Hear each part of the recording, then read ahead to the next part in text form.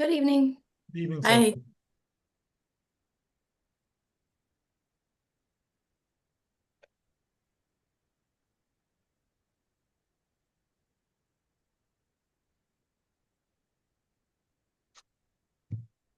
It's a little unusual, 7:01.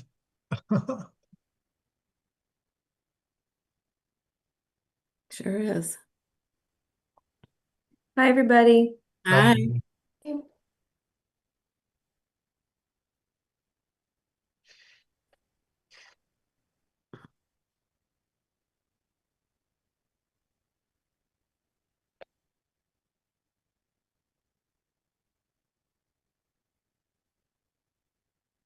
Hi, Hi. Eddie.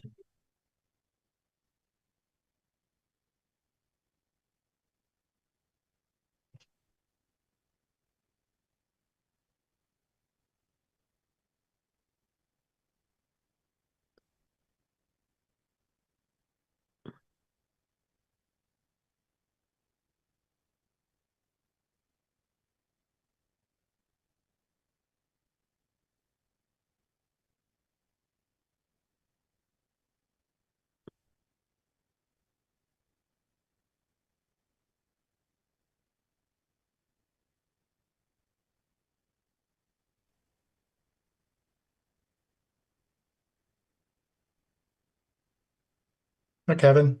Hi, Kevin. Let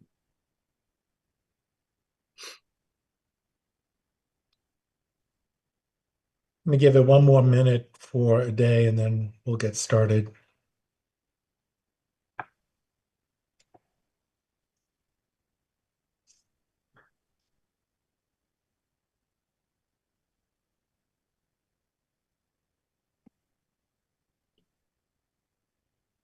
Okay.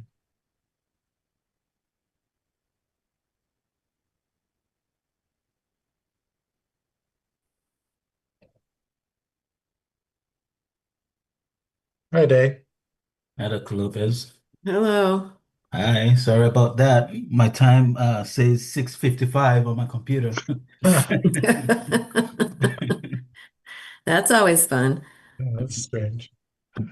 All right, so I'm gonna call the meeting to order for the Board of Health, Town of Reading, June 11th, 2026. We can start with a roll call if people can just state their full name. So, Addie, Ali Bengali present. Sophie, Sophie Hansen. Kevin, Kevin Sexton. Joan, Joan Wetzel. and Rick Lopez. And Carrie Donnell won't be able to attend tonight. So tonight we have I think, a relatively short agenda.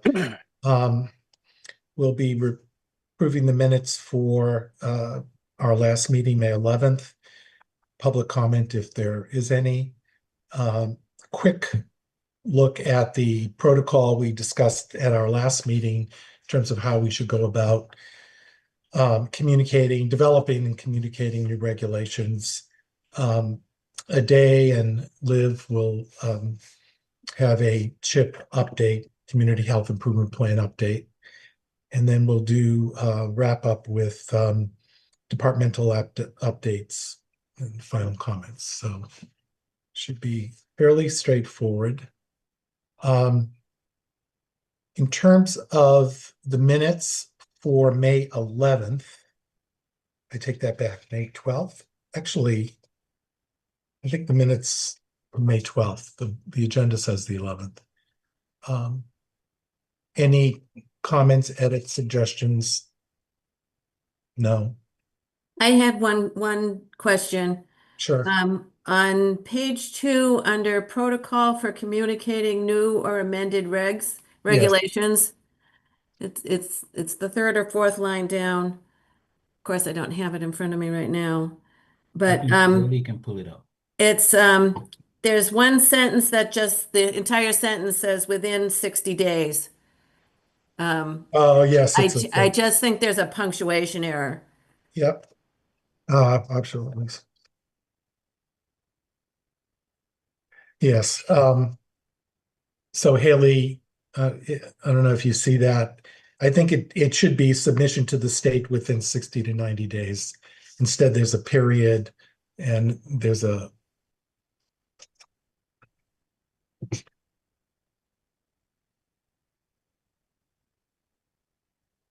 It's on page Oh, two. yep, I see it. Okay. the Mhm. fourth line down in that paragraph. Yep. So submission to the state within 60 to 90 days. Okay. All right. So with that, thank you for picking that up, John. Eagle eyes.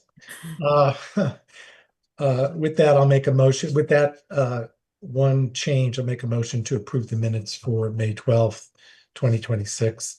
Do I have a second? Second? Roll call, Joan, Yes. Kevin, Yes. and Rick, yes. Okay.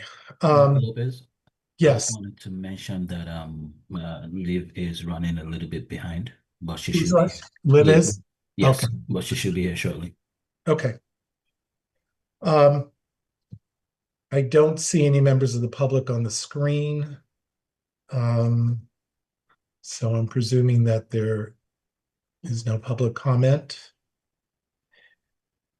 And so why don't we move to agenda item number 5, protocol. And maybe Haley, you can put that up.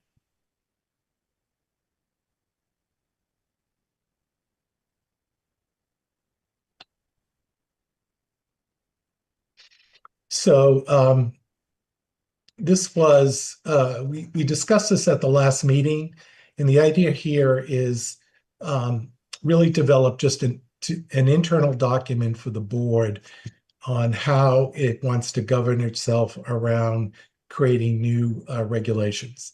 And so we reviewed this at our last meeting. There was a suggestion that even though we are not required to have public hearings for new regulations except for Title V, that we in the future move towards doing so. So that was added to the document.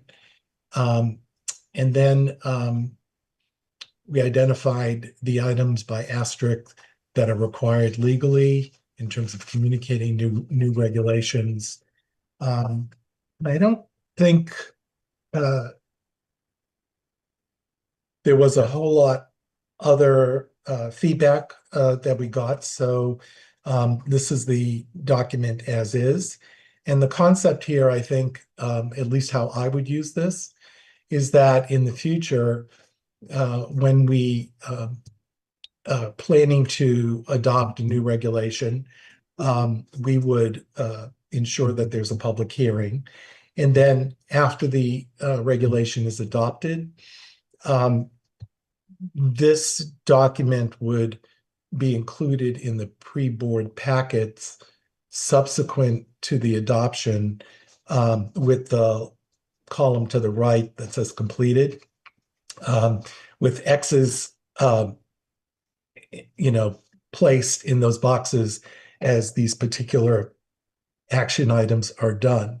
The first set of, I guess it's 7 items are for regulations that impact all residents. And then the second half of the document is for regulations that impact just specific businesses. The communication is very similar in both cases, just a tad different.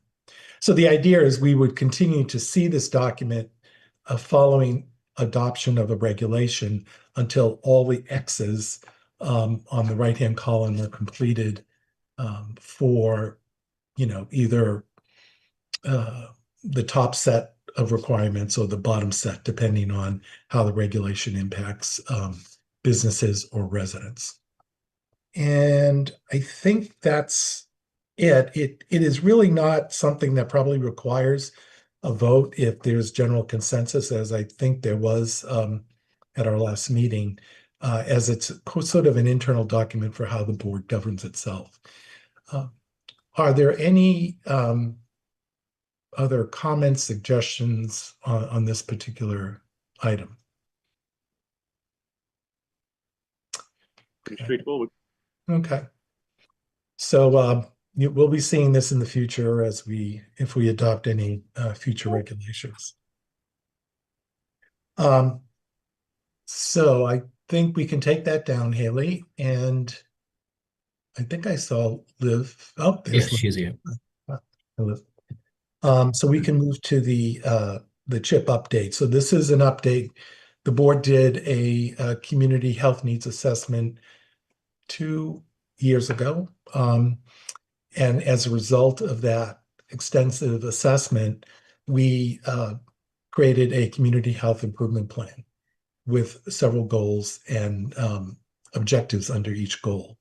And so what Liv is going to do in a day, I'm not sure who or both, are going to go through and sort of give us a status update on where that is. So Liv, Yes. Leave. Go ahead. you're muted. Nope. Okay. All right, let me pull everything up.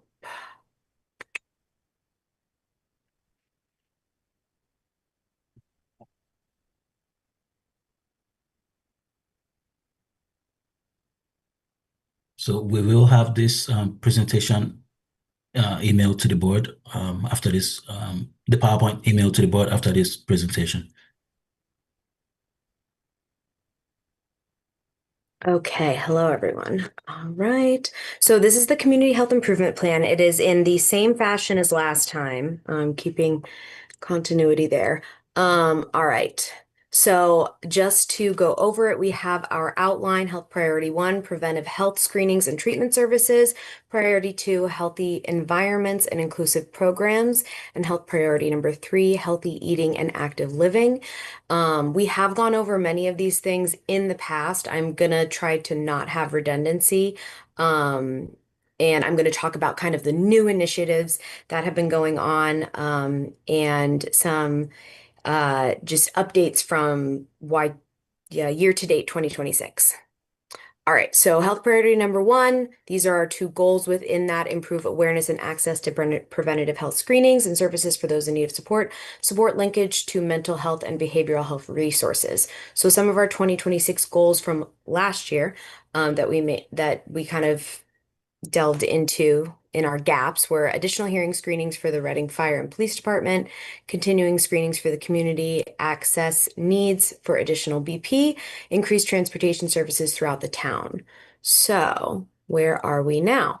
Health priority number 1 with preventative health screenings and treatment services. We have done 2 successful hearing screenings so far in 2026, one at the fire department, and we screened 18 fire personnel, and one for the public where we screened 15 personnel. We have one for the police department in the works for July. We had the 2020 Vision Van here on March 9th. We had 19 individuals seen there. The Dana-Farber mammography van was here on May 5th, and we had 11 individuals seen. I continue to hold 3 blood pressure screenings per month at 3 different locations throughout town to increase accessibility, as well as offering any home screenings that are needed.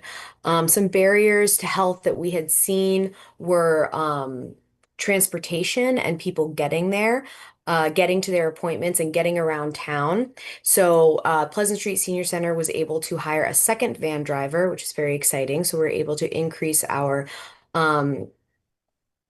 transit stops for our seniors.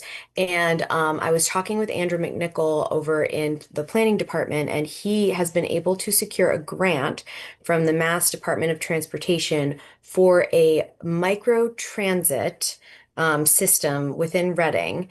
And this would be like a first and last mile connection. So like ends of towns. So it's going to be a fare-free service provided 5 to 6 days a week, I believe, not on Sundays, including a wheelchair accessible van. And it's kind of going to be like an Uber Lyft situation. You can book the car, and it can help get you to different places around Reading.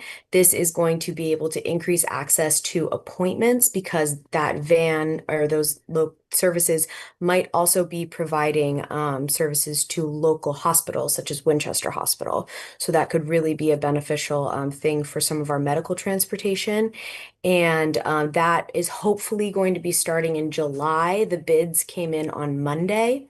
We are going to probably model it after Stoneham's model. They have I think it's called the One Circle van.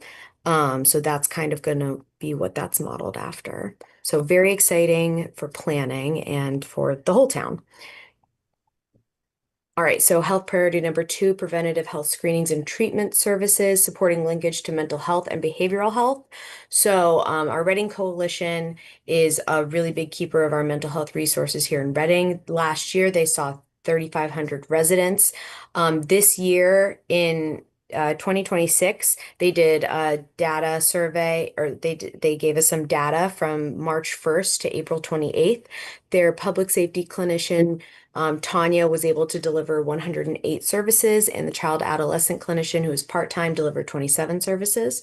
We had our interface, which is the William James College partnership that helps get people introduced to a mental health clinician for free. The 84 Reading callers were seeking outpatient mental health services in 2025. This past year, we had 225 students from the Reading Public Schools trained on mental health first aid.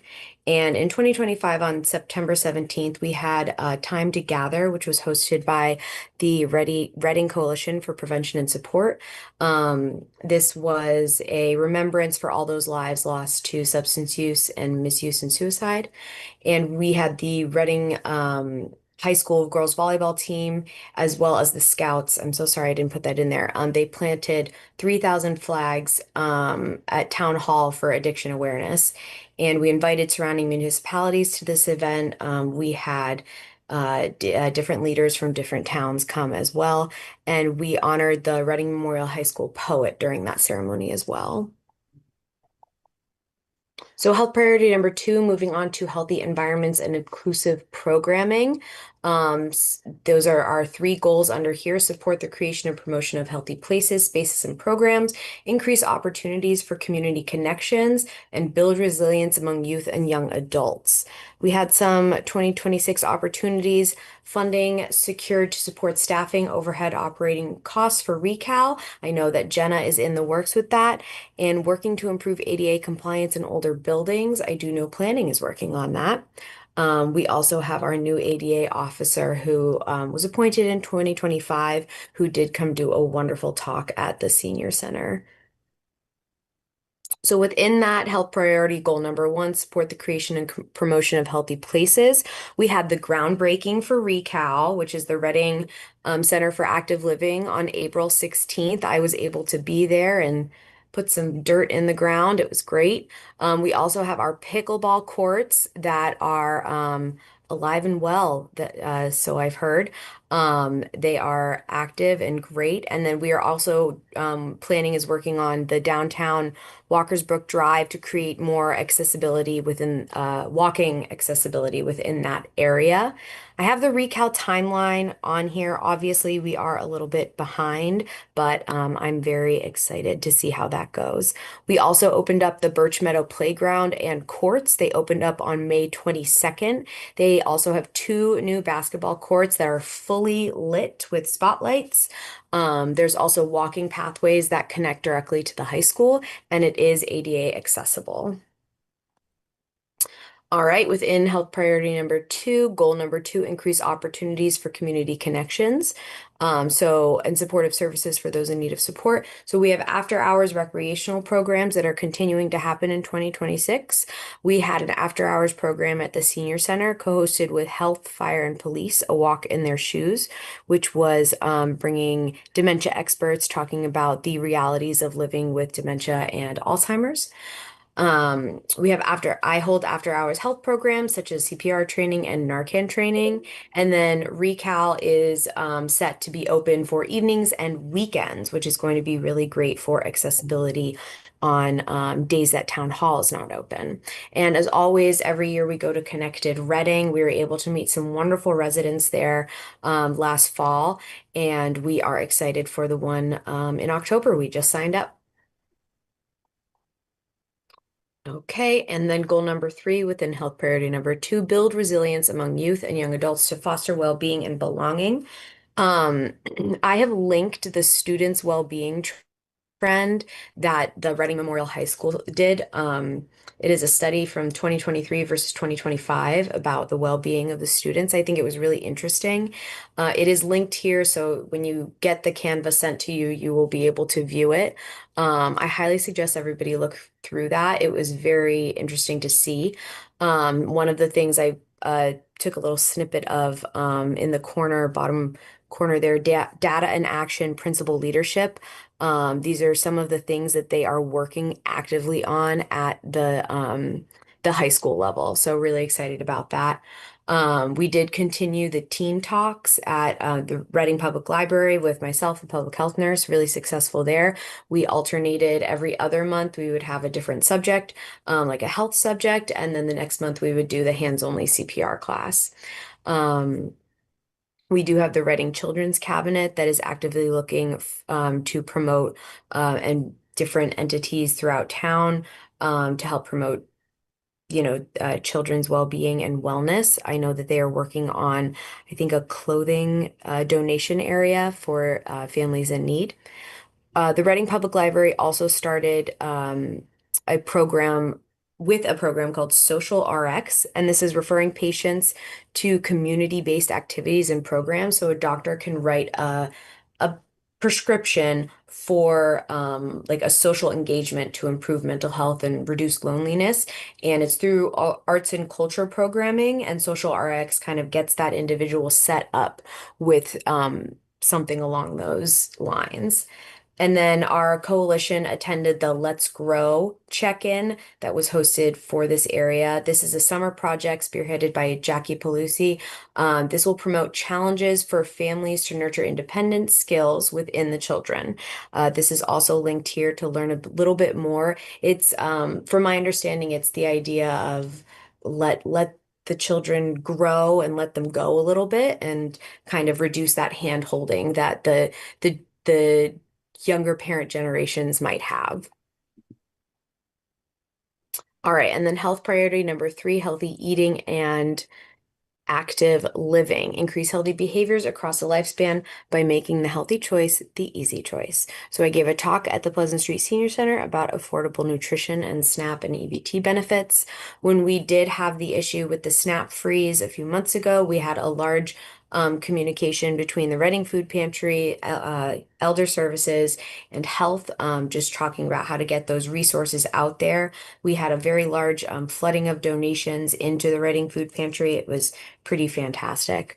And then Reading Town Hall, almost as a whole, and the entities around it have started using the Reading school kitchens in order to serve food at our events, and different like inter-team lunches that we might have. And we're also utilizing Catherine Franzetti and the Reading School Kitchens at the Senior Center for our lunch and learns, as well as our weekly community lunches and during staffing events and library events.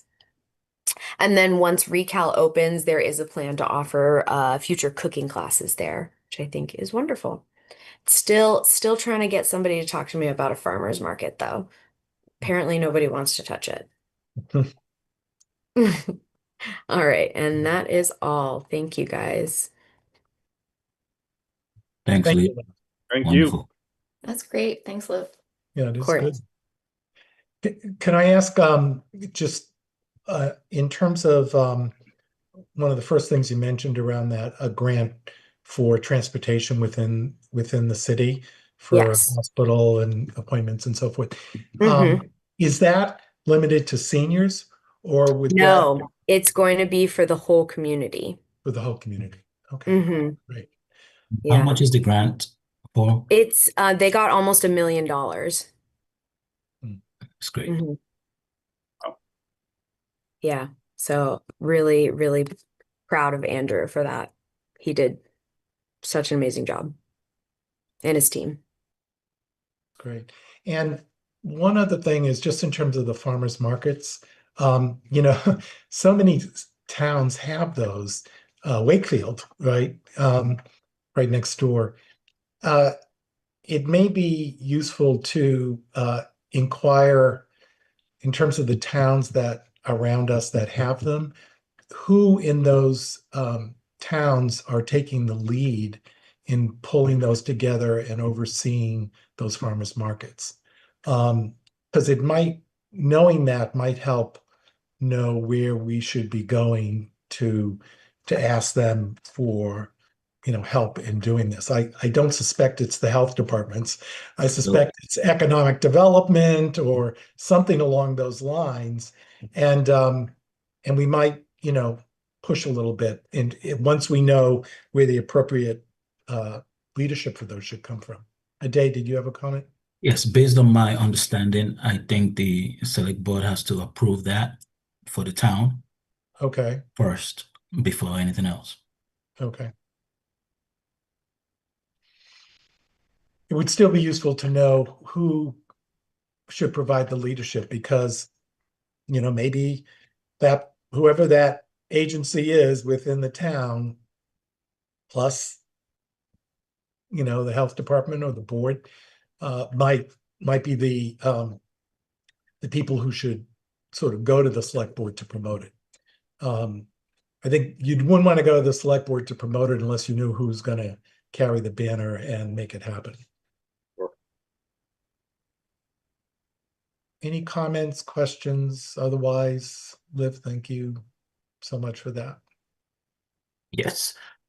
I think with the monthly report, Leaf should start first, Okay. and then I'll go after that. Perfect. Another PowerPoint. You guys know I love a PowerPoint.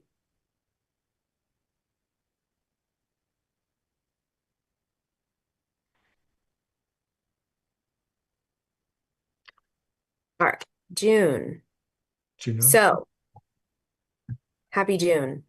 And for the month of May, we had 6 flu cases and 5 Lyme cases. We had a unremarkable amount of COVID cases for the first time since I have been here. So that is pretty amazing. I also just wanted to say that just because you don't see diseases on here, it doesn't mean I don't see them. Because we're a municipality of less than 100,000, I don't report data less than 5. So that's why you don't see it here, but things like Campylobacter are happening, things like Salmonella are happening, norovirus. So please just continue with healthy hand washing and hygiene.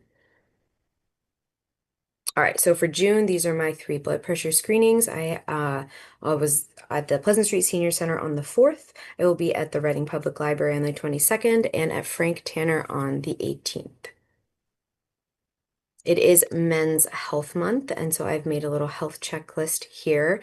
And for those of you who don't know, I'm also on the Men's Health Caucus, and I also have different socials for them as well. So if you're ever interested, go check out the Men's Health Caucus. All right, Massachusetts unhealthy heat forecast. We are seeing a very big spike in the heat right now. So if you go to this link, this will go directly to the mass.gov website, which will show what the forecast is for the day. And there's a nice little graph here to show what those numbers mean. It is also tick season. I just really want to stress this. Please do what you can to prevent those tick bites. Wear the repellent, check for ticks. They like to climb. They just like to hold on to a piece of grass and grab onto you as you walk by. And they are running rampant right now, and we are seeing alpha-gal syndrome. So please check yourself for ticks. And if you get one, just be safe and call your PCP. Can I ask a question about ticks? Yes, yes. We do annual spraying for mosquitoes. And that's for, West Nile virus and Eastern equine and so forth. I know we don't do spraying for ticks, but I don't know, do other communities in Eastern Massachusetts spray for ticks as part of that? I don't believe so. No, No. I've never heard of that, but I was just wondering, especially since it's on the I uptick. was I was on the uptick. I You was picked that. just talking with conservation about ticks, actually. Chuck Trone in conservation, and he was telling me about this. They're called tick tubes. If anyone's heard of them, you put them in your yard, and it sounds like it almost like is like a the ticks are attracted to it and they go in and they eat whatever's in there, and it's almost like birth control for them. Mm. So then when they go into the white mice den and they bite the mice and get the Lyme disease, they can't reproduce. Hmm. They're called tick tubes. That's what I was talking with Chuck about today. Oh, that's interesting. But I think it's like an individual. Like I don't know if it's like like you as an individual would buy it. Okay. All right, so June is also Pride Month. Let this month focus on promoting the health and well-being of every person, regardless of sexual orientation or gender identity. I have a CPR class coming up next month on July 8th. I would love for you all to attend. I would love to see a board member there one day. And then I always have my diabetic supplies take back program and my medical supplies take back program. And I also just wanted to talk about some of the things that we had going on in the month of May for nursing. We had our health screening van, our mammography van was here, like I talked about in the CHIP update. We had our hearing screening and our vision screening. They all went really well. And we also had our annual health fair held at the senior center. Dr. Lopez was there. It was wonderful to see you, Dr. Lopez. And it was really wonderful. We had about 25 vendors. We had over 70 residents come through. It was great. So thank you guys. Thanks, Liv. Great job. Thanks to you. All right. So in the month of May, we conducted 1 foodborne illness inspection, 7 housing complaint inspections, 15 food establishment inspections, and 3 swimming pool inspections. In terms of staffing, we currently do not have an animal control officer for the town of Reading. We have a vacancy notice that's posted on the website. I'm working with the town manager, Jane, to ensure that this position is filled in a timely manner. In terms of the hauler regulations, there are liquidated damages enforced by the DPW under the new contract, and these liquidated damages have different fees and frequencies. So at this point, I'm working to reconcile all the fees and violation frequencies to create consistency across the board for all the waste haulers, including, the private ones like Casella and the others. This is going to take some time to complete, and I anticipate bringing the new draft before the Board of Health during the August meeting. And that's pretty much it. That's all I have for the monthly report. Final comments, Dr. Lopez? Any questions? Joan? Joan, you're on mute. Joan, you're on mute. Joan, you're on mute. Don't we not meet in August? No, we do not meet in July. In July, okay. Yep. We're back in Oh, and August. that's why our day's gonna do it in August. Correct. Right.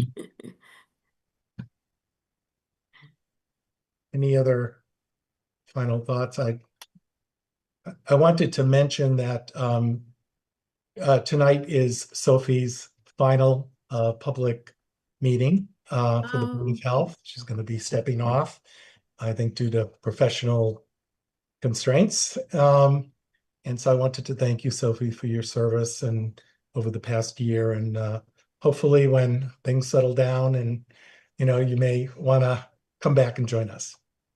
For sure. Yeah, thank you. Yeah, it just got to be too difficult with my current schedule right now and things like that, but really appreciated it. And I'm sure I'll be back in the future. Great. Great. It was great having you. Yeah. Thanks, Really Thank you, Sophie. Sophie.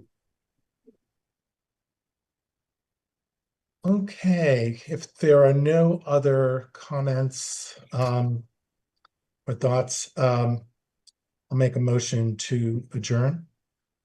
Do I have a second? Second. Kevin, second. Roll call.